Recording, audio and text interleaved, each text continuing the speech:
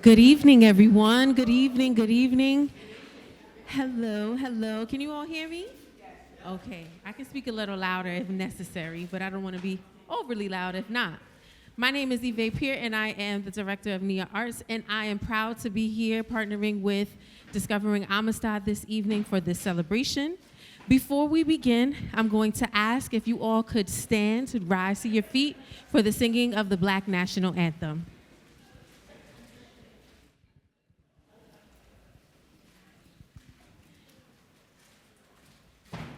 Lift every voice and sing till earth and heaven ring, ring with the harmonies of liberty. Let our rejoicing rise high as the listening skies. Let it resound loud as the rolling seas. Sing a song full of the faith that the dark past has taught us. Sing a song full of the hope that the present has brought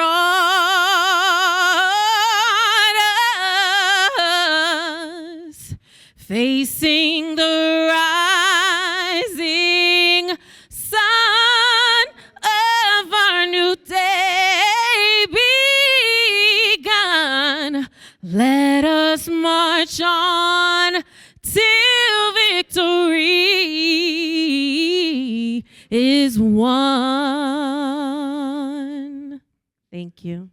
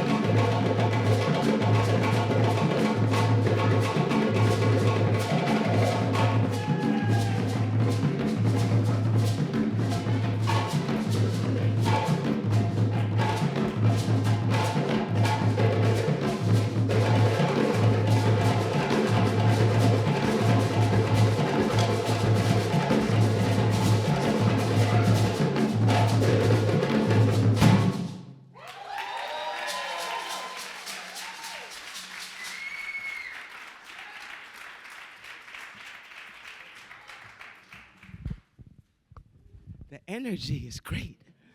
I love it, I love it, I love it. Hi. In our culture, in our ancestry, we pour libation for our ancestors. Pay tribute. We celebrate. We remember our history. We pass on our legacy from generation to generation. With libation, we use a plant. The plant signifies life, growth, success, movement, positive energy. We pour water into the plant. The water signifies purity, sustenance, support, nurturing. Libation reminds us of who we are and where we come from. Reminds us so we never forget. We speak like we did ages ago, through word of mouth. We pass our history from culture to culture by word of mouth. The books might be erased, but the stories will always be told. Today is May 1st. It's James Mars Day. Does anybody know James Mars? James Mars, 1790, born in Canaan, Connecticut, was a slave. He escaped. Did a lot of struggling, torture, but he never gave up. He became a free man. His house is on the Freedom Trail. You can see it if you ever take it. James Mars wrote a book about his life as a slave and how he escaped and how he became a free man. In 2021, Governor Lamont made May 1st James Mars Day. So, in our ancestry, we're a family and we're a unit. So we do things together. So I need everybody to say Ashe. Ashe. Ashe. Ashe. It's a Swahili word. It means, so be it. We agree. That's right.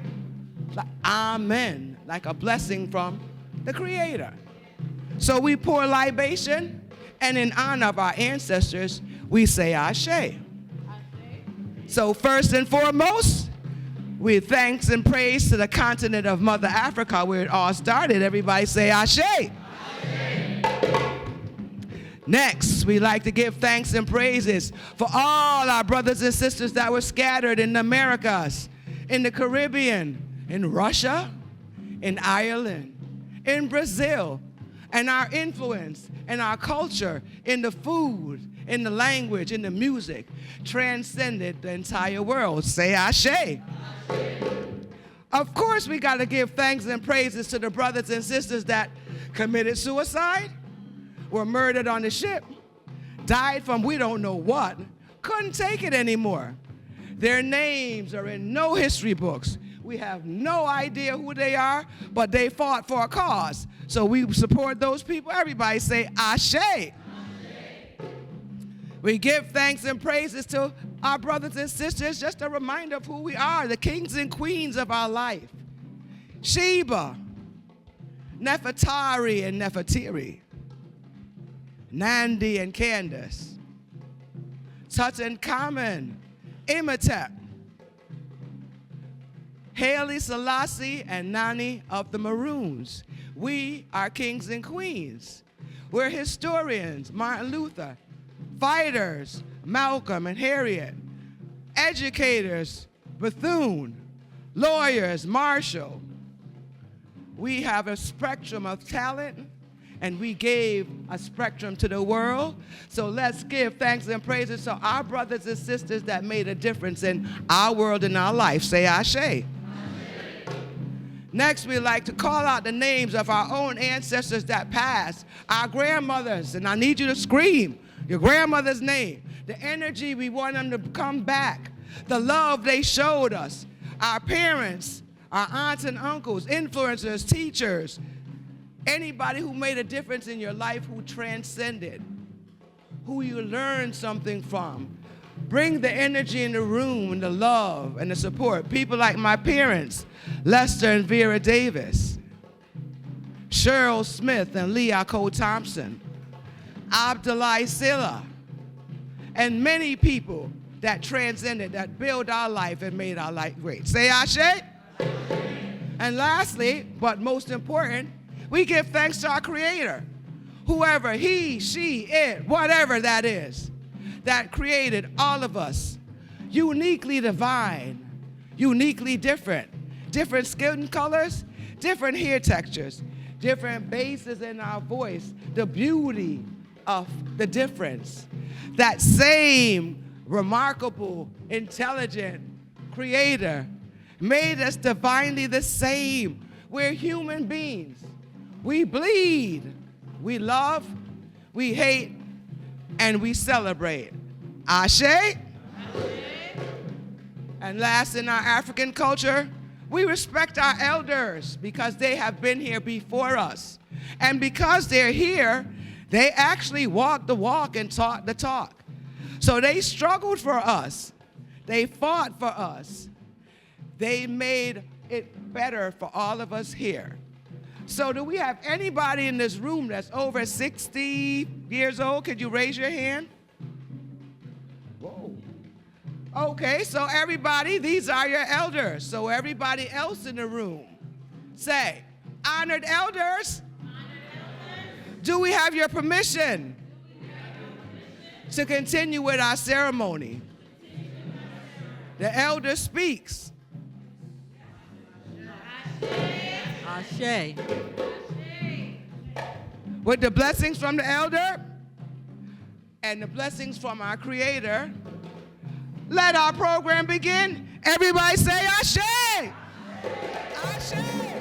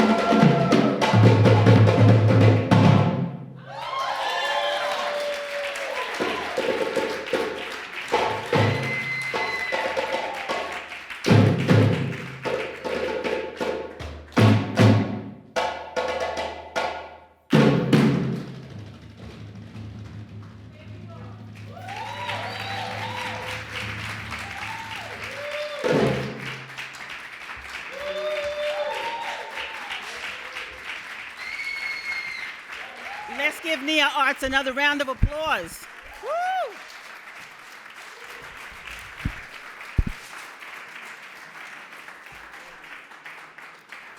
Good evening, everyone. Trying to get closer to you. Good evening, everyone. Good evening, everyone. Good evening. My name is Paula Mann-Agnew, and I am the Executive Director of Discovering Amistad. Most of you know we own and operate the Amistad schooner, which is a floating museum or a floating classroom. On the schooner, we have an opportunity to bring history alive. And I'm just curious, how many of you have visited our ship in the past? Raise your hand. That's wonderful. I wanted to just welcome you. Our event tonight is entitled In His Footsteps, a celebration of life and legacy of James Mars. So this evening, for the time that we're together, we will have an opportunity to elevate the life of an incredible man. With that being said, especially in these political times, it's so important for us to elevate our history, to reclaim our history. You see, it doesn't matter who says you can't teach it or you can't talk about it, because we are all unwavering around telling our stories. So it's our hope by the end of our time together, we're elevating the life of a man that you may not know as much about as you will by the time we end. But you will also have an opportunity to challenge yourselves. What stories do you need to tell? What stories do you need to find out more about? Many of us have had the same Eurocentric education.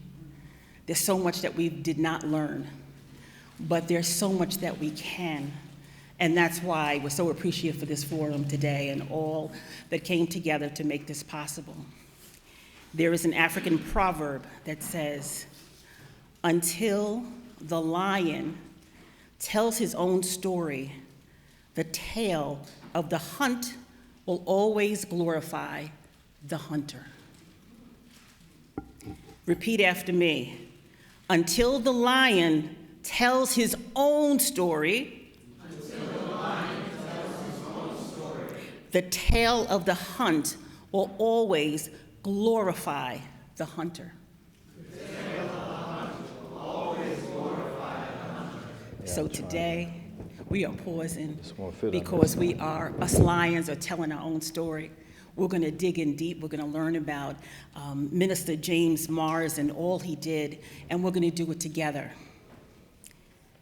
I just wanted to share with you one other thing, that another concept, a West African concept, many of you know it's Sankofa, right? Raise your hand if you've heard of that concept, Sankofa.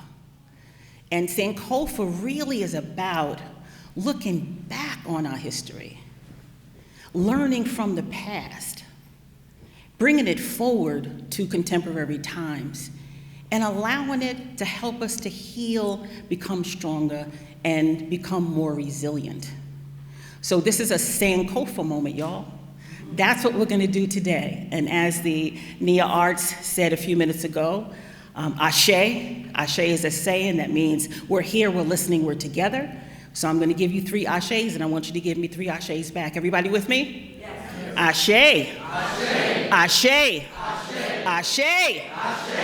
And now we're gonna have Sally Whipple from the Old State House give some opening remarks. Let's give her a round of applause.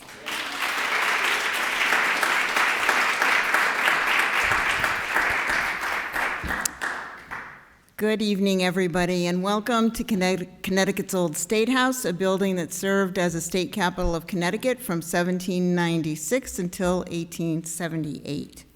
I'm lucky enough to be the director of the Connecticut Democracy Center at Connecticut's Old State House. But in 1989, I was working at the Noah Webster House in West Hartford, and I decided that I wanted to research and create an exhibition about African Americans who lived in colonial West Hartford. And I was told that my search for these people would be in vain. And it was not in vain. This was pre-internet days, and I spent a lot of time at the state library going through microfilm and primary resources. And I found 3 books that were helpful to me. One written in the 1940s by Lorenzo Green, one written, a new book at the time called Black Yankees, and a 3rd book, The Narrative of James Mars. And that book opened up my world in many, many ways. And if you haven't read it yet, I hope that by the end of this week you will have read it. When I opened that book, I read these words: "Many of the people now on the stage of life do not know that slavery ever lived in Connecticut." That was in 1864. In 1989, it wasn't much better. In 2026, more people are informed, thanks to many of the people in this room, but there's still much work to do. Because, of course, slavery did live in Connecticut, but so did James Mars. He lived as a reformer. He lived as a deacon of the Talcott Street Church. He lived in bondage and in freedom. He was an advocate for children's education. He was a supporter of the Amistad Africans who were tried right here in this very courtroom. He was a representative for his neighbors, and he represented his neighbors at meetings and conventions. He was a petitioner for Black men's right to vote in Connecticut. In 1818, upstairs in this building, it's the legislative offices upstairs, the Senate and the House. 1 floor above us, Connecticut wrote its first constitution in those rooms in 1818. And with the addition of 1 word, white, added to the list of qualifications for eligible voters, that constitution disenfranchised Connecticut's free Black men, who until then had always had the right to vote. I don't know if James Mars ever entered this building. I'm sure he went by it many times. He may well have entered it. But papers, petitions demanding equality and suffrage, and also bearing James Mars' signature, entered this building many times over the course of many decades. He signed many petitions asking the General Assembly to reinstate the right to vote. He was a leader, he was a fighter, he was a father, he was a husband, he was a friend. He stood up for what he believed in. He only lived in Hartford, I think, for 15 years, but he embedded himself in this community. He was a deacon at the Talcott Street Church. He was involved in so many things in this city. He was a very important part of the community, a meaningful part of the community. Today, Talcott Street Church is called Faith Congregational Church, and his legacy includes that church, and it includes all of the people that we'll see tonight performing and speaking and telling his story in varied ways. There are many aspects to James Mars' story. Some he told himself, others researchers have uncovered, so that we can understand more about him, and by understanding more about him, we understand more about his world and our world. People now on the stage of life must know that James Mars lived, and that he lived in Connecticut, and we must follow in his footsteps, as this program asks us to do. I can't tell you how pleased I am that this building is hosting James Mars Day today, May 1st, 2026, because I know he knew this building. And I know that he fought to make the people in this building do the right things. And so I feel in some ways that this building, too, is part of his legacy.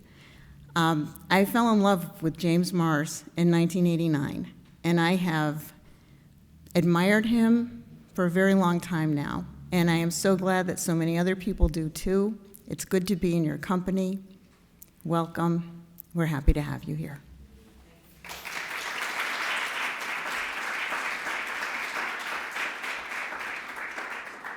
This is a community gathering.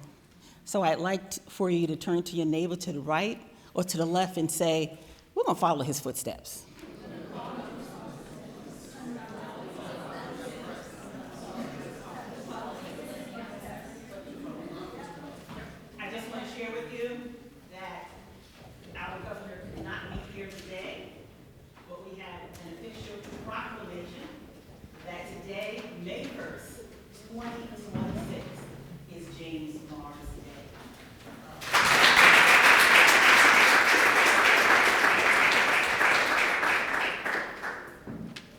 Sometimes when I think about what it must have been like for someone like James Mars in the mid-1800s to at one point be enslaved, to become free, to help other people towards their freedom, and to become an advocate and write his own book. Is that deep? Anyone else, if you think that's deep, say Ashe. Brother wrote this book in 1800s, and I'm still trying to get my book done in 2026. But what it reminds me of is our resiliency, our strength, our determination, and the collective power we have when we all work together. I know that in the center of that social justice work was music. Music unites us. It touches us in our souls. Anyone feel the rhythm of the drum? Still feeling it? Anybody wish they can, oh, sorry. My back, sorry. Let me cut it out. But right now, I'd like to ask Shane Alexander Davis to come up, and he's going to give us a musical selection. Let's give him a round of applause.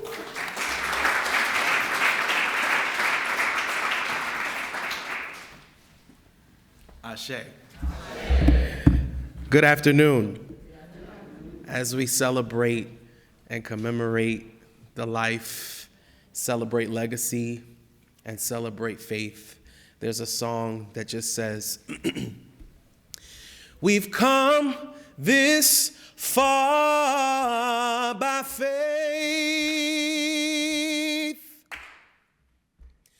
leaning on the Lord, trusting in His holy word.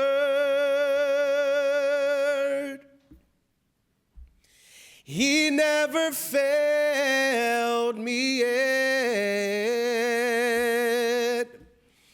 Oh,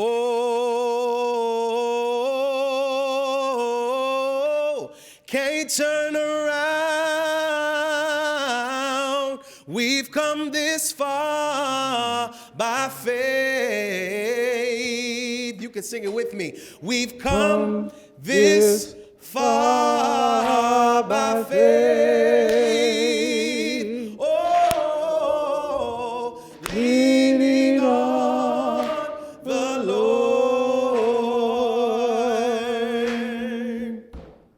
trusting in His holy word. He's never failed me yet. So we're singing, oh,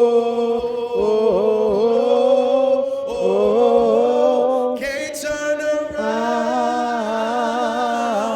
We've come this far by faith. One more time. We've come this far by faith. Oh, leaning on the Lord, trusting in His holy word. And He's never failed me yet.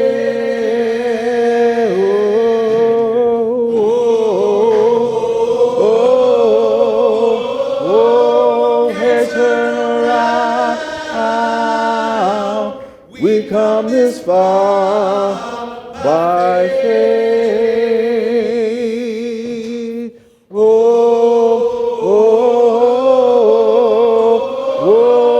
Hey, turn around. We come this far by faith.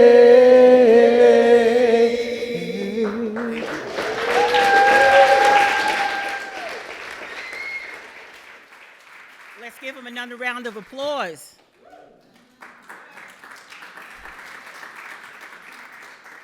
And so now we have a special presentation One of the things that's real important for us to keep in mind is the only way to keep history alive is through storytelling, right? We can't stop telling our stories.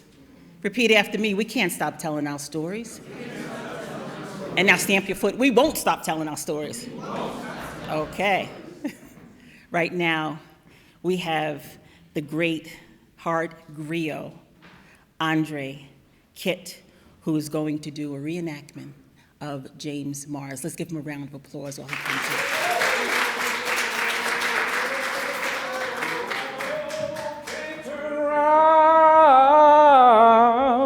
We come this far by faith. When I made up my mind to write this story, it was not published.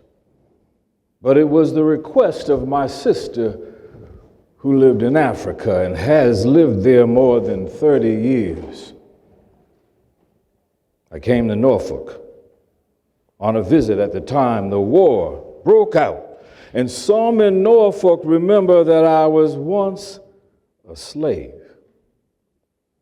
They asked me about it. I told them something about it. I thought I'd have it printed, and perhaps I might sell enough to pay for the expenses. The treatment of slaves was different at the North from the South. I say the treatment of slaves was different at the North from the South. At the North, they were admitted to be a species of the human family.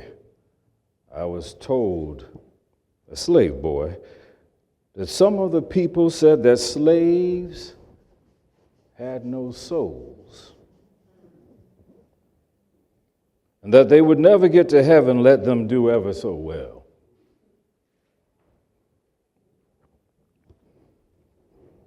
The bargain was made. On the 12th of September, 1798, that I was informed that I was sold to Mr. Munger and must go live with him, the man I did not know. But the thought of being sold, not knowing whether I was ever to see my parents or brothers and sisters again, it was more than I could endure. It was hard to think of it. The next morning, I was to leave the morning of the 13th. Was the sad morning to me. The morning was clear, not a cloud in the sky. I was told where the man lived and that I must go, for he had bought me. I thought of my parents. Should I?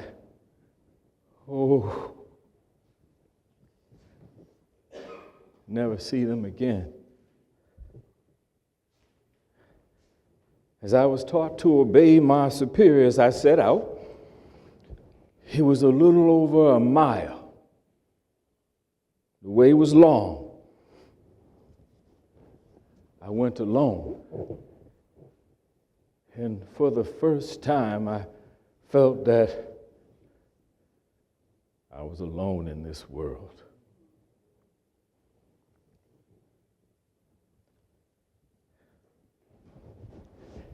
There are two things I will mention. One of them I feel to this day, and I feel the most, is that I did not have the opportunity to go to school as much as I should. For all the books I ever had in school were spelling, a primer, a testament, a reading book called Third Part, and after that, a Columbian orator. My schooling was broken and unsteady after the first and second winters. As my master, Mr. Munger, he had no help. As a grown man, I went west. Oh, that's east. I went west.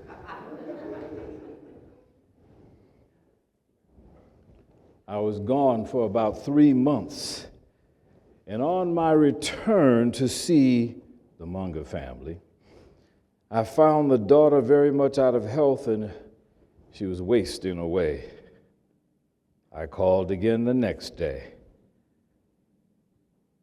And I had been accustomed to take care of the sick. She asked me to stop with her that night. I did so and went to my work in the morning. The second day after that, she made the same request. I stayed and I watched with her that night. She asked what I thought of her. I told her I feared that she would never get any better. She asked then for me to stay if she did not get any better while she lived. A cousin of hers, a young lady, was there, and we took care of her for 4 weeks. I mention this because it was a time to remember and cherished by me while I was alive. We were in the daily habit of speaking of her prospects and how she felt. She would speak of death with as much apparent composure as any subject. She said very little to her friends about her feelings. The day she died, it was the evening of the Sabbath.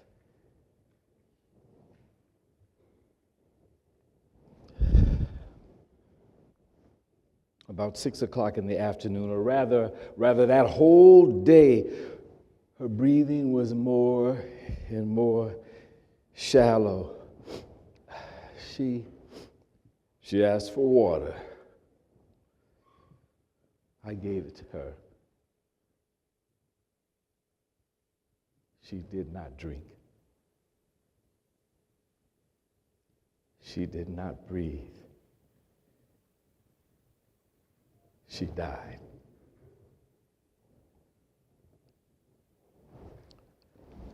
Sometime later that year, when Mr. Munger, he seemed depressed. His health rather declined, and he finally sank down and he was sick. He sent for me. I went to him. And he said he wished to have me stay with him. I told him I would, and I stayed with him until he died. And his also. Closed the eyes of his daughter, I did, when she died, and his also. And now to look back on the whole transaction, it seems all like a dream. It is all past, never to be reacted. That family have all gone.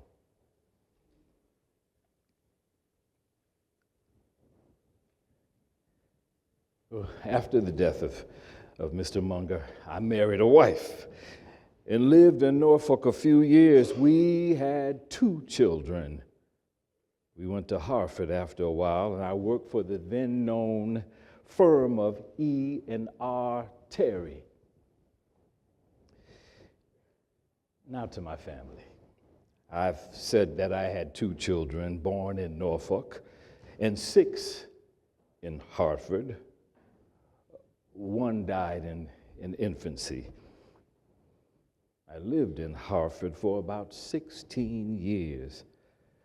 I took over the very prominent part of the organization of the Talcott Street Church. August 22nd, 1866, I had a fall and uncapped this here knee that laid me up for about 10 months so that I was unable to travel or do anything to help myself.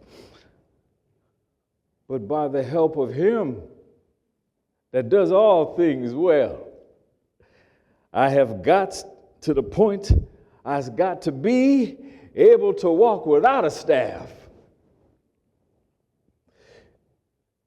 One thing in my history I have not mentioned, which I think of importance, although born and raised in Connecticut, yes, and lived in Connecticut more than 3/4 of my life, it has been my privilege to vote for 5 presidential elections. Something very important right now. Twice it was my privilege and pleasure to help elect the lamented and murdered Abraham Lincoln. I'm often asked when slavery was abolished in Connecticut. My answer is the legislature in 1788 passed an act that freed all that were born after 1792. Those born before that time were able to take care of themselves. They must serve until they're 25. My time of slavery expired in 1815. Connecticut, I love thy name, but not thy restrictions. I think the time is not far distant when the colored man will have his rights here in Connecticut.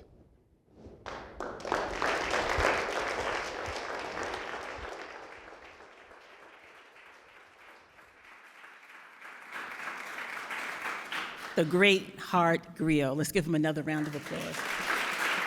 That was so powerful, so powerful. We're talking about reclaiming our history, and we're talking about keeping our stories going. Well, we have a surprise for you all today. Not only are we learning about James Mars in terms of his autobiography and the studying that many of us have done, but we're going to get to learn about his family from one of his descendants who's here with us today. She's going to give us a keynote address, and I'd like to ask Tom to come up, Tom Thurston. He's one of our board members also from Yale, who is going to introduce our keynote for the day. Let's give him a round of applause. Yeah.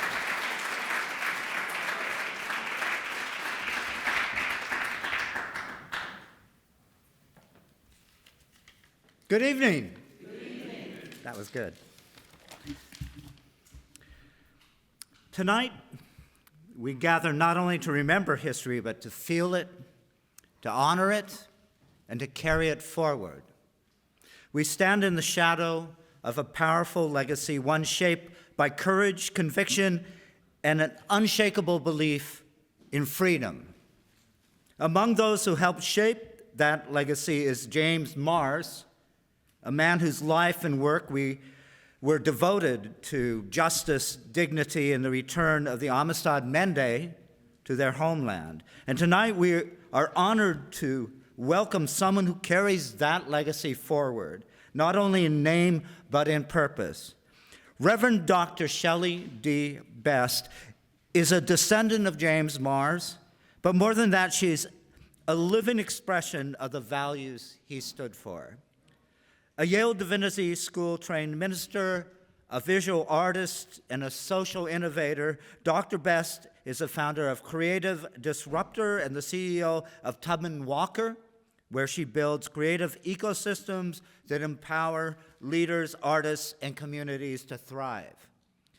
Through her leadership, she has raised over $25 million to support artists and change makers while developing groundbreaking models like the 224 EcoSpace, a living laboratory for innovation, creativity, and community transformation.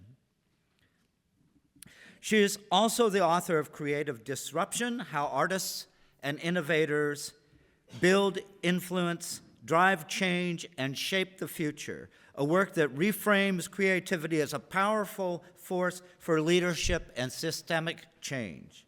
For more than 2 decades, Dr. Best has led in the intersection of faith, narrative, and innovation, helping individuals and institutions reimagine the stories they carry, the futures they are building, and the impact they are called to create.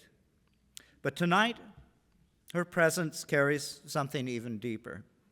Tonight, she stands before us as a bridge between past and present, between courage of those who fought for freedom and the responsibility we hold to continue that work in our own time. Her voice reminds us that legacy is not something we inherit passively. It is something we choose to live.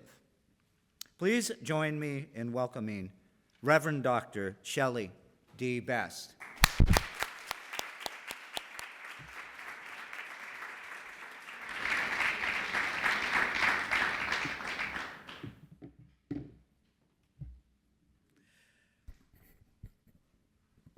Take a moment with me, if you will,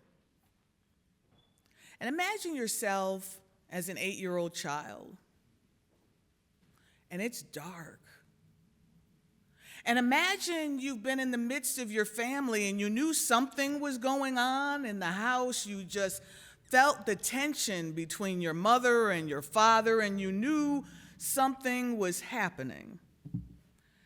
Imagine yourself as that 8-year-old child in a horse and carriage on a very dark road. Jupiter Mars and Fanny Mars knew they had to make a move. They could not stay where they were. They had to do something new. Even though everything was telling them to stay right where they were and to follow the rules as had been prescribed by life, and yet Jupiter, a man who had been a Revolutionary War soldier, knew deep inside that they could not stay in Canaan. They could not stay where they were. They had to make a move and risk their lives for the possibility of freedom. It was a very dark road. There were no headlights. There were no street lights. And as some of you know, here in Connecticut, we still have towns like that right now. And it was a very dark road, and the horses were going along the road, and the father was panicked about the way in which they were getting out of town. You see, they were enslaved people who were owned by the pastor of North Canaan Congregational Church, which it is now, but the church that was in that community. Reverend Amos Thompson owned them. And they knew they had to get out of that place because Reverend Thompson's wife, who had been born and raised in Virginia, wanted to go back home. She wanted to get back south in the Loudoun County area of Virginia. She wanted to get back to her neck of the woods. And you see, she had come up to Connecticut with Fanny, who she owned, who was given to her by her family. And she wanted to take Fanny back down to Virginia with her, along with James Mars and the children and the family. And yet, Jupiter Mars knew we cannot go south. It's bad enough to be owned in Connecticut, but to go south is to experience a different form of slavery. You see, Fanny knew what it was to live there. She had lived with the mistress some years before, and she remembers seeing her mother beaten until blood came from her back and dripped on the floor. She remembered what it was like to live with the mother of the house, the lady of the house, and she knew she did not want to go back there. Imagine with me the darkness of that road, the panic that they felt as they ran for their lives. They made a calculated decision. They had to decide, do we go from Canaan to Massachusetts, and that way we're closer to Canada towards safety, or do we take a chance and go to Norfolk, only about half an hour away, our time now?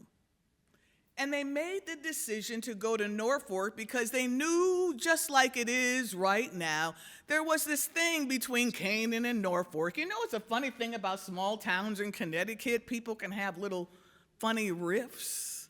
And there's always been a thing between Canaan and Norfolk. How do I know? I grew up in Norfolk, Connecticut, the icebox of Connecticut, the northwest corner of Connecticut. I grew up out in those woods, and so I know the darkness of those roads. And so Jupiter Mars had that horse and cart that he borrowed from the minister. And the reason they made the decision to leave that night was because they knew that the minister was going to move them the next day because they saw the signs. You see, there's something about the Black experience, something that I'll just sort of share in our dual consciousness. To be Black and survive in America is to always study white people. White people don't really know this. I'm going to tell you a secret. See, Black people, in order to survive, we have to watch y'all. We watch the facial expressions. We listen to the whispers. We notice subtle changes in the household. We notice whether or not the mood is changing. We know whether or not it's safer to come around right now. We have to study white people. You know, it's a funny thing. Black people study white people. We know the differences of your hair. We know the differences of your skin. We know the differences of your diet. We know the preferences. Black people have had to study white people for survival, and yet white people don't even notice us. And so Jupiter and Fanny Mars knew something was about to jump off, and so they decided to get out of town and to get to Norfolk to try to escape towards this thing called freedom. And they arrived in Norfolk at about 1 o'clock in the morning at the innkeeper. And they arrived there, and then Jupiter sent the horse and cart back, and they were determined that they were going to live in the woods for a little while and take the support and the help of the people that were there. Now, I'm not here to tell you that the people of Norfolk were radical activists. They were just some good people, some not interested in being involved in this stuff at all. But Jupiter Mars knew there would be enough good people there that might help them get out of their situation and get a new life. Imagine being that child in that cart with that tension in the atmosphere, knowing you were enslaved, but knowing you are getting away, hoping that perhaps you might find this thing called freedom. Imagine being on the road. Jupiter, a Revolutionary War soldier who fought for freedom in this country, 1776, fought for freedom in this country in the name of someone else. That was common at the time, that often the enslaved would be sent out to fight in the war for the affluent. But Jupiter fought in that war, and I'm sure he thought that after he fought in the war that something would change and shift. And it didn't really, other than the fact that he was sold to Reverend Thompson. Reverend Amos Thompson, a man of the cloth who said that this is what it is, and there is a place for the enslaved, and he preached the gospel. And yet somehow his preaching the gospel had been skewed by his experience as well. Isn't that an amazing thing? We had that whole big, thick thing called a Bible that says all kinds of things, especially about loving your neighbor as you love yourself. And yet, there are those that can preach a gospel that will convince you some people should be treated another way. And that was the case. Let that sit for a moment. They arrived to that place and hid in the woods, and people in Norfolk would bring them food out in the woods, and they would hide in different houses, and they would navigate, because obviously black people would be noticed in Norfolk. Even today, black people are noticed in Norfolk. And so they knew that they had to rely on the help of those that were in the midst, that they might be able to have another experience. So they lived out there in the woods. One day when James was playing by the river, the minister in Norfolk came by, and he saw him, and he knew who he was. Obviously, you're black, and you're here by the river. You probably are one of the missing people from Canaan. And he said to James Mars, "Hello, young man, who are you? What's your name?" "I don't know, sir." "Where's your mother and your father?" "I don't know, sir." "How long have you been here?" "I don't know, sir." It was his own way of resistance and not sharing information and trying to avoid the lie. James Mars knew something about finding life another way. So tonight we're going to talk a little bit about living and journeying in his footsteps. And this is sort of the James Mars theology of experience. Now, for a moment, I want you to think about the 4 pillars that I'll be sharing with you this evening. Tonight, we're going to look at the 4 movements. And the 4 things I want you to meditate on are these words. First, James Mars reimagined another way. Next, he resisted. Then he repaired even his own soul. And finally, he rose and he helped others rise with him. That was the theology of James Mars. And that is the strategy of freedom. That is the work that is before us even now. So who was James Mars? And thank you, Andre, for that wonderful presentation to give us a sense of James Mars. He was born March 3rd, 1790.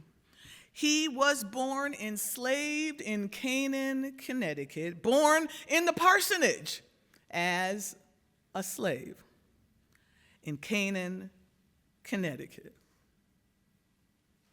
Let that sink in.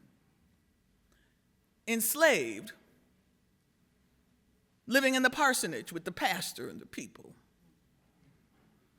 Enslaved, hearing the gospel preached, and yet knowing that what's being preached does not exactly match your understanding of the Almighty. Hearing the preacher, but not believing what the preacher says, tolerating it, but not taking it all in, and yet still holding on to a profound faith. Ciphering out that which you believe and that which you don't believe. You know, people talk about the importance of what? Eat the meat and spit out the bones.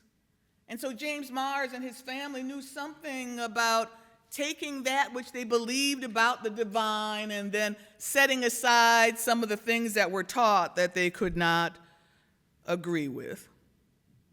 Yeah, slavery in Connecticut, slavery in New England, not the South, but here in the North, in Connecticut, the so-called land of steady habits. His father, Jupiter, had been purchased by Reverend Thompson for an arranged marriage with Fanny, so Fanny could be married to somebody. Imagine that, you know, your boss just goes buy somebody for you that you're going to marry. and that was the experience.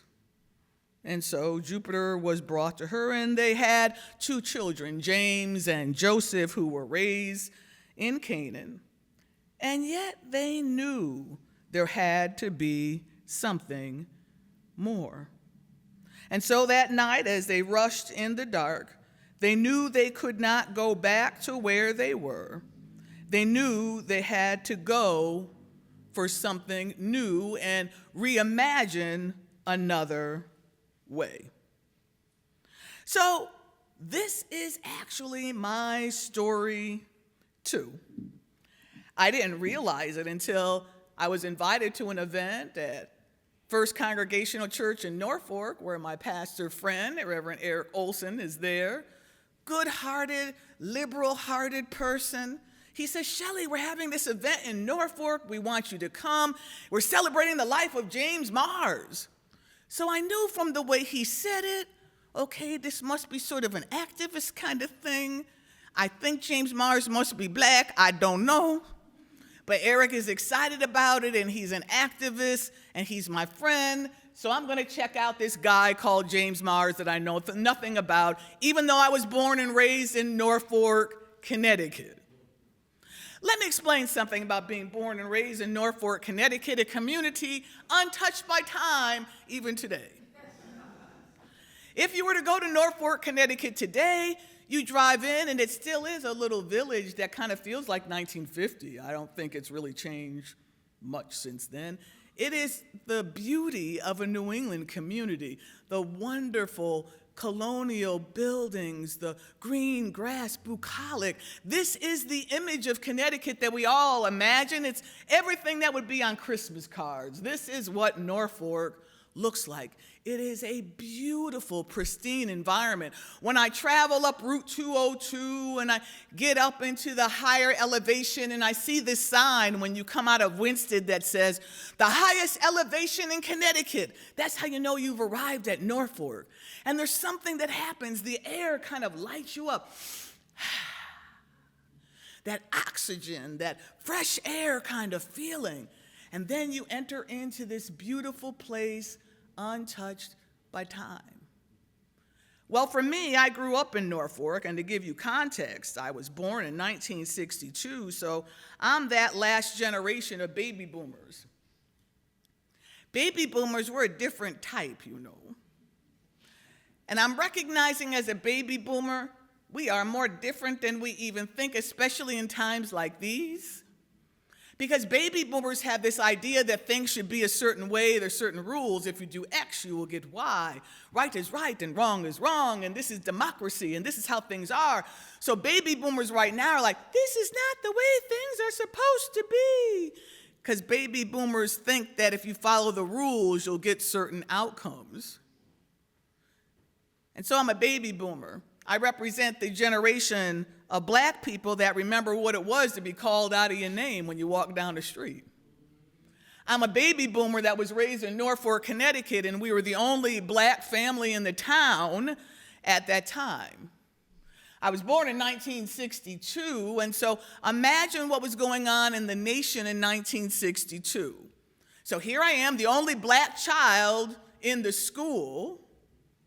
We'd walk up the street, and it was not uncommon for people to yell out of their cars, hey, N-word, or the cruelty of a people. Yes, I'm living in this lovely community, and yet I'm not invited to some of the birthday parties. Yeah, everybody's excited in the classroom. All the invitations went out. I didn't get one. Why? Because we weren't allowed in some people's houses back then. 1962, there were some places we could not go in the northwest corner of Connecticut. I remember being near the Yankee Peddler Inn in downtown Torrington when we got to the city. And we'd see the Yankee Peddler Inn, but we knew we could not go inside there. That's just the way it was. Growing up in the northwest corner, I can recall my grandmother, who was a very dignified woman. Very stylish, very dignified. She really loved her Talbot's outfits. So Grandma wanted us to shop in only the best places, so she would take us to the store in downtown Torrington. believe it was called Howard's. Now, I was a chubette. That's what they called us back then. If you were a little rounder, they called you a chubette. Does anybody remember being a chubette? Am I the only one? Okay, there were some other chubettes here, thank you. I was a chubette. And so Grandma would take me to Howard's, and we would look at the beautiful clothes, but we weren't allowed to try them on. So Grandma had a technique where she'd lay the dress on my back, and then perhaps that dress would indeed fit you, because you're not allowed to try on the clothes without buying them. I was born in 1962, and this was my reality. Well, often as a child, I wondered, why are we here? Why are we living here? Like, Mom and Dad, it stinks to live here. I'm laughed at. The other kids don't want to play with me. I'm not invited to the parties. And I know I'm unloading some of my trauma, but I'll share this. Valentine's Day, some of you remember this, baby boomers. We get those box of cards, and there's all kinds of cards in the box, and you'd put a little envelope on the front of your desk, and they would put your Valentine in the folder. And inevitably, I would end up with a collection of those skunks. They had this one Valentine that would be in the box that was Pepe Le Pew. It was like the stinky Valentine. And most of the kids in the classroom would give me that Valentine, because that's just the way it was as a black child in Norfolk at that time. So we were raised there because my father was an activist, and he believed in integration and putting your flesh on the line, that we've got to show up, we've got to live the cause, and we've got to live this thing called liberation. I remember as a child, like, this stinks. I know I've got to be good in school, but they're teasing me. It's rough. It's harsh. I didn't like the exclusion. I didn't like being teased. I didn't like the pain. Well, time went on, and eventually we left Norfolk when my parents divorced, and I found my way to Hartford. And yet I remembered my childhood upbringing in Norfolk and loved the nature there, the mountains there, the beauty there, the animals there. It's such a serene place, and yet deep in my own heart, I felt tremendous pain, like I could not go back to my hometown. Take a moment and think about what it would feel like not to be able to go back home. Well, you can't go back to your home because it's too much pain. As I journeyed, I knew I had to work on some of my trauma, some of my issues, because I was trained to be an activist from childhood. And this thing called race, I knew I had to continue to do the work to find ways to be able to get along, to connect, to change things. And so I'm so very grateful that along the way, I became friends with the pastor, Eric Olson, and he was the one that held my story. Imagine this, a black woman wounded by racial trauma, sitting in the presence of a white man who happens to be a pastor, holding space in the town that hurt her heart and soul. And I'll say one of the most powerful aspects of our relationship was that I could sit in the pastor's office and tell him of my pain. In Norfolk, Eric Olson's the pastor, like, of the town, because it's a small town. He's everybody's pastor. And so he held my story. He held my pain. And it opened the door for me to get my healing. Where through our conversations, I felt like I could be in Norfolk again. Where it's not the town I remembered from the 60s, but it's something else, that there's new possibility. And so through that connection, we formed in ministry together and made a difference right where we were. And so when I went to that James Mars Day, not knowing what it was, When I saw the program there and the family tree, I saw names of my relatives on the family tree. Now, I thought this was Eric's program. But I see the Rices, the Friedmans, the Crosleys, names that were cousins. And I realized I'm related to James Mars. And I had no idea. We lived in Norfolk. I never knew why. My father never said we're in the lineage of James Mars and we're following in his footsteps. Here we are 172 years later, we're following. My father never said that. I never knew why we were there. And yet we were trained to be activists, people that were fighting and working towards racial healing. And that was my experience of living in Norfolk and receiving my healing so I could go back home. So the four movements of James Mars, for him to arrive at his stellar destination, first of all, he had to reimagine who he was. The world told him he was enslaved. Reverend Thompson said that he was owned, he was property. Others said that he was less than. Some didn't even believe black people were fully human.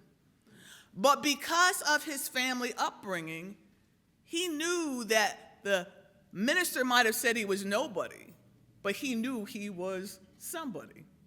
The minister might have said, "We own you," but because of his family upbringing, they believed they owned themselves. They played the game, but they owned themselves. He reimagined another identity than the identity he was being fed by the people that owned him. Next, James Mars knew that as he journeyed through this life, imagining another way, he had to dive deep and start to take a look at who he was as a human so he could be well. He knew that he belonged to himself. And so the question that we first need to consider for ourselves is, have you reimagined who you actually are?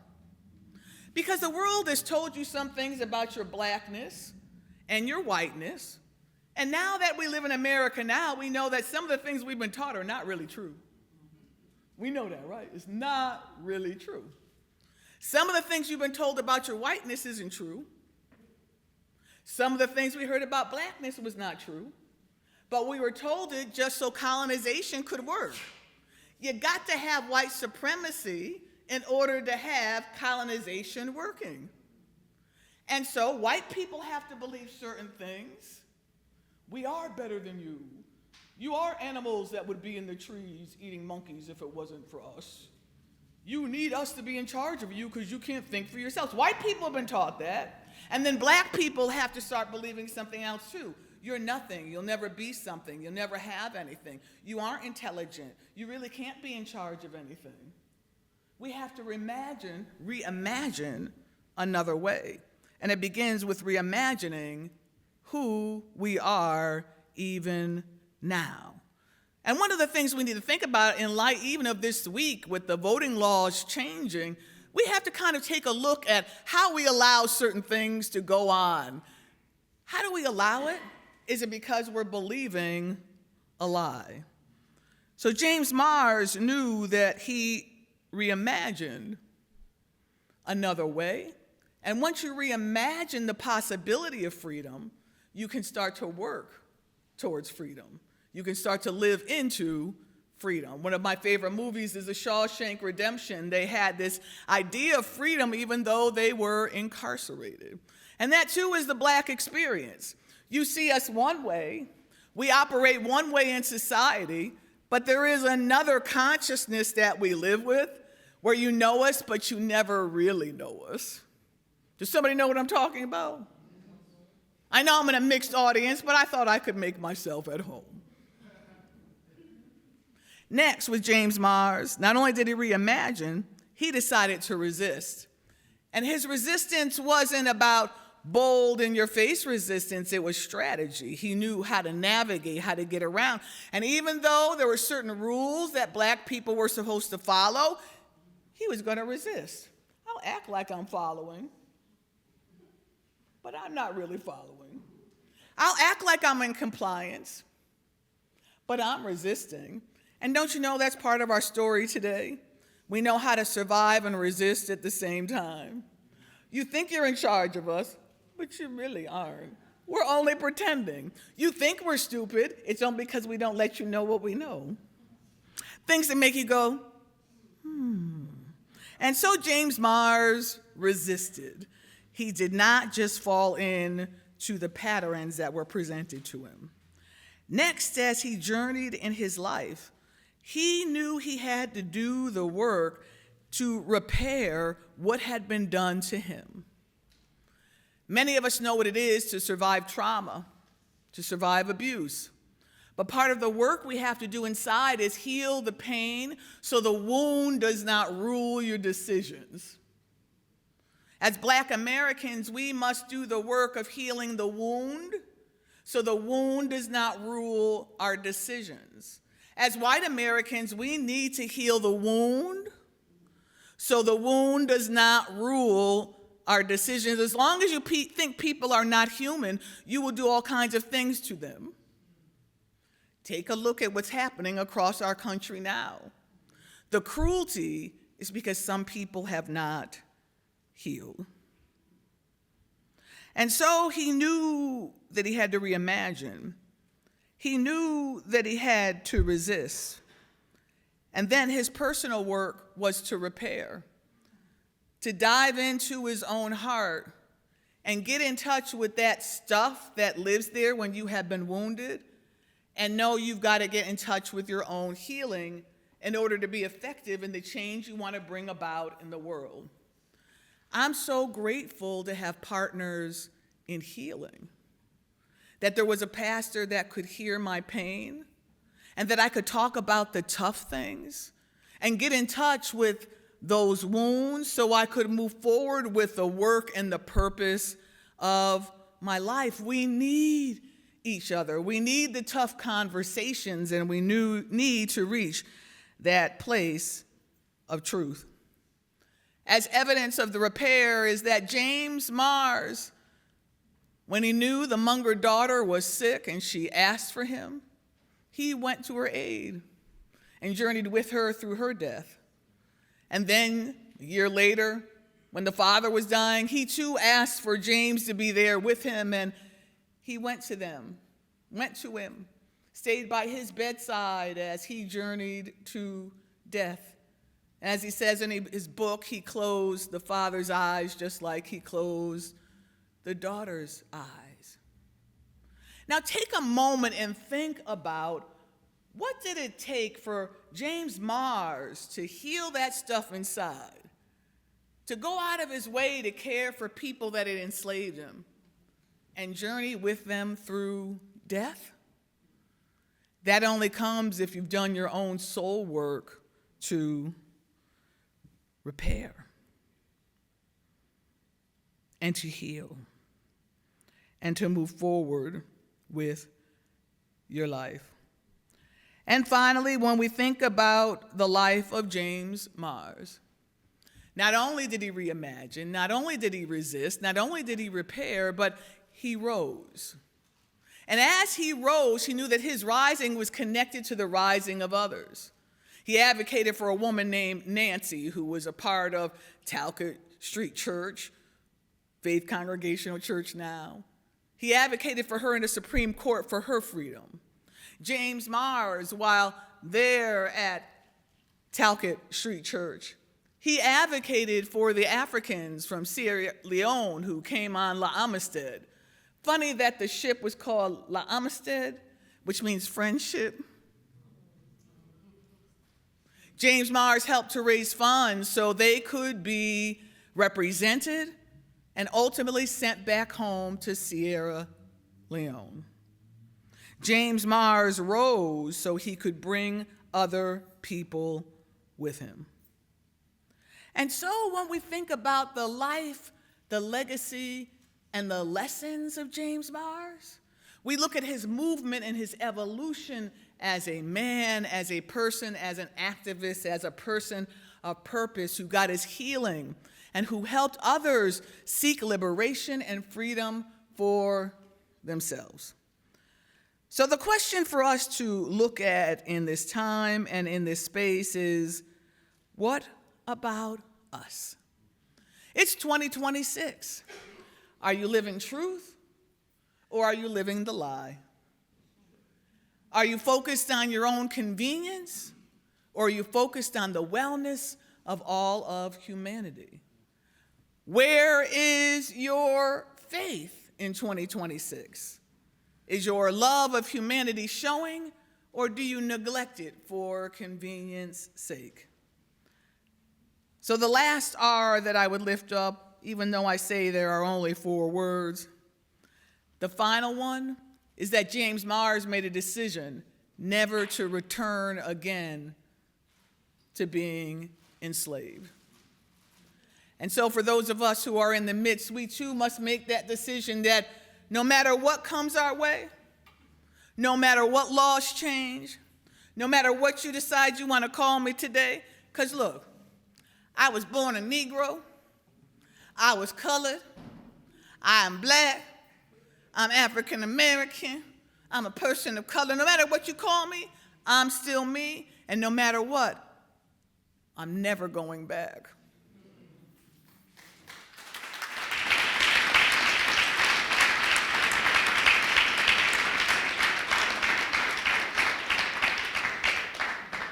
And so, as we celebrate the life and the legacy of James Mars, we too have an opportunity to decide to hold on to the story of an enslaved man who spoke truth to power, the story of an enslaved man who decided to have agency for himself and live another way instead of the world telling him and dictating how he was to live. And so I share with you the gift and the opportunity to walk in his footsteps, to reimagine, to resist, to rise, and to never return.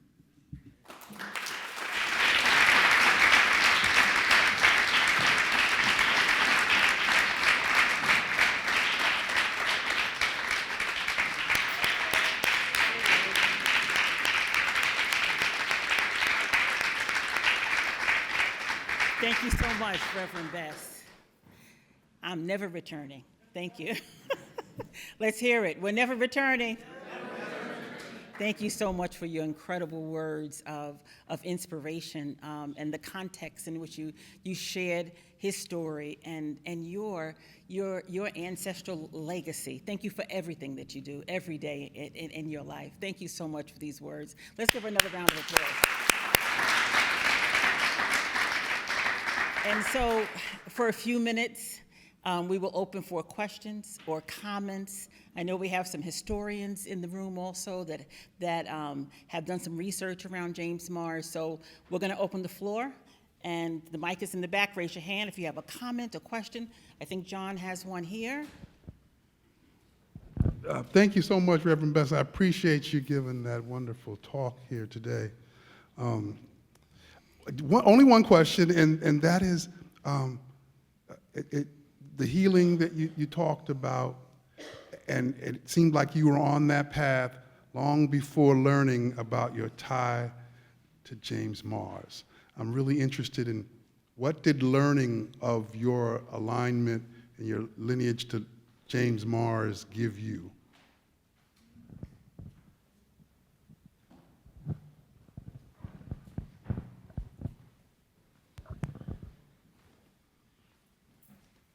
I can say that the journey of healing has given me some space to be able to do this work in a deeper way.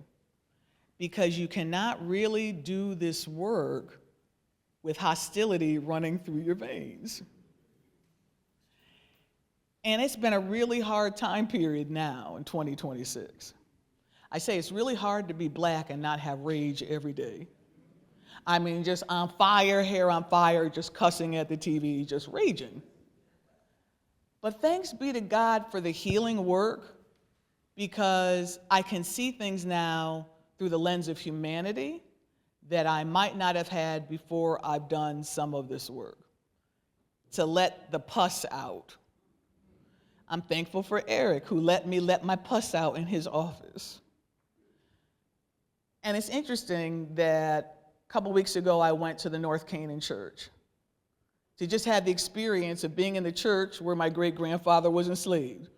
And you know, this is one of those spirit assignments. Spirit said, you got to go to the church where your great-grandfather, your ancestor, was a slave. I want you to go and sit in the service. Now, some of my friends are like, Shelley, you just be going to some things and doing some things that we never would do. And my black friends are like, you went up in there by yourself? And I'm like, yeah. And they're like, and how was it to be up in there? And I was like, they were some of the most beautiful people in North Canaan. And they were welcoming, and they allowed me to come in and share my story. And the pastor said when he heard about what had happened in his church, even though it was 200 years before him, he said he cried and cried because he couldn't believe this happened in his church. And when I went there and shared the story with this congregation, they were so kind and receptive and open and hurt that it did happen. And when we had our fellowship in the back room with the chicken soup and the little sandwiches and stuff, it was very pleasant. And I walked away and I said, they were just the nicest people, so very pleasant. And when I was sharing this with some of my friends, my black friends, they're like, girl, that's because you done got your healing. I couldn't have walked up in there like that. Maybe so. Maybe it was their kindness, but maybe it's because I was receptive enough to receive it because I had gotten enough of a healing that I could be in the space. And so thank you for that question on healing, because in order to do this work of racial reconciliation or coming together as humanity, and I think really it's coming together as humanity, all of humanity, all human beings, citizen, non-citizen, gay, straight, bi, trans, whatever, uniquely positioned, all human beings should be treated with dignity is my idea now. And that's the work we all have to do.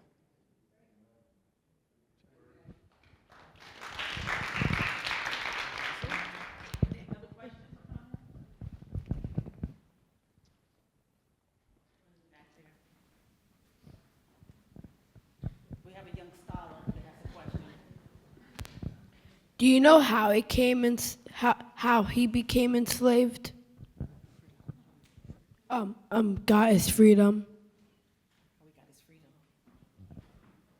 So he was born enslaved to his parents, and it's a little complex thing. When he got to Norfolk, the people of Norfolk did rally, and they came up with a solution. Several of the men were Masons, who also were in the Revolutionary War, and they came up with a plan that Fanny and Jupiter could be set free, but the two children, James and Joseph, needed to be sold until they were 21 or 25. So they had to be sold. They were sold to people in Norfolk so they could be close to the parents still, who would be set free. And when Andre talked about James Mars going to his enslaver, he was only 8 years old when he was sold. How old are you? How old are you? You 10. So think about when you were 8, being sold and walking a mile to the people that are going to own you. So he lived with them for 13 years. He was supposed to stay there, the owner thought, until he was 25, but James Mars advocated for himself. There was a court case, if you will, a case, and they said he should be allowed to leave at 21 because of the changing laws in Connecticut, but he had to buy his freedom for $90. He was sold for $100, but to get free, he had to give the owner $90 so he could be free. And that's how he got his freedom. He bought his own freedom.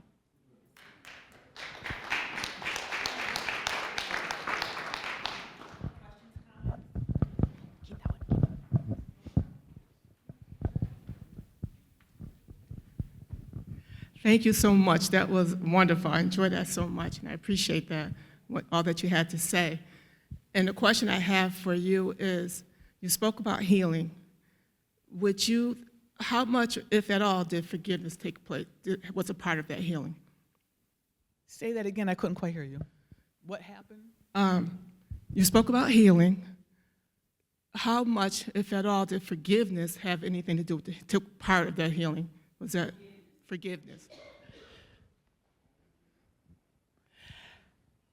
I say forgiveness came not because I chose to forgive, because I wasn't going to choose to forgive, because I saw it as, this is what it is, and it's wrong, and they're wrong. But as I shared my story in the lens of humanity, started to realize we're all prone to go for the okey doke sometimes. Like, people will go along with a crowd and do things that sometimes is completely contrary to their belief, but they'll do it because they're going along with everybody else. Really good people will do that. I will do that sometimes. When you start to realize what you are capable of doing yourself, that sometimes I will go along to get along, that sometimes I won't speak my truth because it's more convenient to just be quiet. Well, that's what a lot of people did for slavery to exist. They didn't want to rock the boat. And this is a funny cultural thing, and I have my snarkiness, so please understand I'm snarky. But I imagine that for a lot of white people, they see injustice, they see racism. But when I grew up in Norfolk, one of the most painful things I observed was how mean white people can be to other white people. How mean white people can be to poor white people. Because when I grew up in Norfolk, we were black and they were calling us. But the way they treated the poor white kids, they used to call the poor white kids in Norfolk raggies. Now they're calling us the N-word and they're calling the poor white kids raggies. Now granted, I'm the only black child, so I'm not getting invited to most of the parties except for the poor white kids' parties. Now my grandmother, who was her own kind of the Talbot's woman, she's like, you may have been invited to their parties, but you're not going to their parties because we're better than them. So I say all that to say, when you start to realize that you could be sucked in and do things that are contrary to kindness and goodness, then you start to realize other people do that too. And then grace starts to kick in, and that's when I was able to forgive. Because I had grace for myself, seeing myself, and then I could have grace for other people that get sucked in to do cruel things.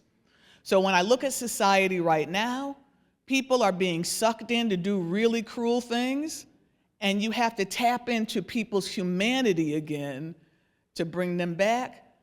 And so that's where maybe we're able to forgive, but forgiveness is not the requirement. It ends up being something else. I think it's more grace than even forgiveness. Because as Christians, I'm a Christian, we're told that we must forgive, but most Christians lie about forgiveness. What do I mean by that? Little nugget in my family. My older brother, and this is his story, he had an issue with addiction. Long story short, he smoked $1 million. That would have been the family money. He smoked my $1 million. That would have been my inheritance.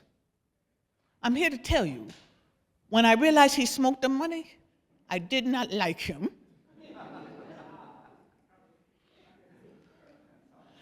But my Christian friends were like, Shelley, you've got to forgive.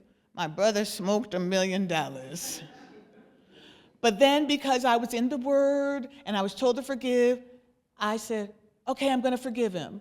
And so, okay, I forgive him. Stephen, I forgive you. I forgive you.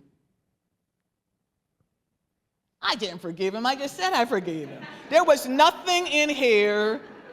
But as Christians, we say that I forgive you. It's not true. I had to do the deep work to get there. And I didn't realize I had really forgiven my brother till maybe 5 years beyond when I said I forgave him. And that was when I could really look him in the eye and say, I love you. And when I could look him in the eye again and be willing to loan him money.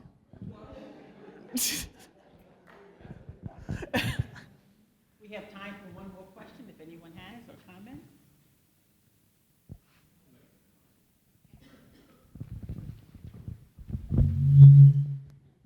Good evening. Good evening. Just a historical comment, Reverend Dr. Best. There are some records pertaining to James Mars at the Connecticut Museum for History and Culture. I actually have some with me. They've been in my possession for 2 years. Some of his account entries with the law firm of Seth Terry, who was, I believe, a younger brother of Eliphalet Terry, who was the attorney for Hartford Insurance, for whom James Mars worked. So I have that. They're part of the African Religious Society records in Mr. Terry's book. I'd be very happy to show that to you afterwards. Absolutely. Thank you. All right, let's give Reverend Best another round of applause. Shelley, thank you so much. Thank you. It's wonderful. And so we're going to be winding down. We're going to end. We're going to ask Shane Alexander Davis to come back up and grace us with another song. But I just want to invite you all as you're leaving. We do have the James Mars books for sale. We are also, for those of you that make donations, we are, it's not a raffle, what are we doing? We're not raffling, we are, you can enter to win. For those of you that might be interested in touring the Amistad ship, a private tour for you and 19 of your friends. And that is on the way out. Everyone who gives a donation, or is this? Donation of $50. $50 or more, be that lucky person, you'll have the whole ship to yourself. It's a $450 value. Yes, it is. It will not.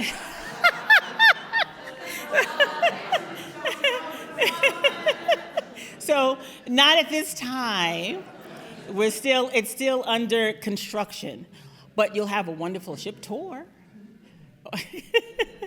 So with that being said, let's give our musician another round of applause, and he's coming up.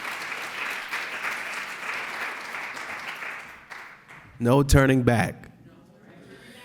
And I think we can all sing this together. Ain't gonna let nobody turn me around, turn me around, turn me around. Ain't gonna let nobody turn me around. I'm gonna keep on walking, keep on talking, marching up to freedom land. Ain't gonna let nobody, oh, turn me around, turn me around. Ain't gonna let nobody turn me around. I'm gonna keep on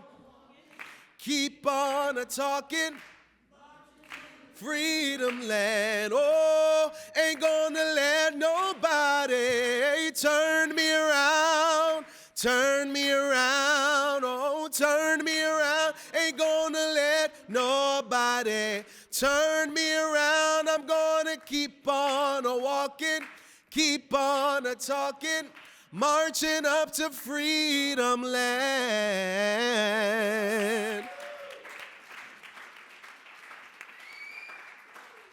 Thank you for coming out, everyone. Thank you, and God bless.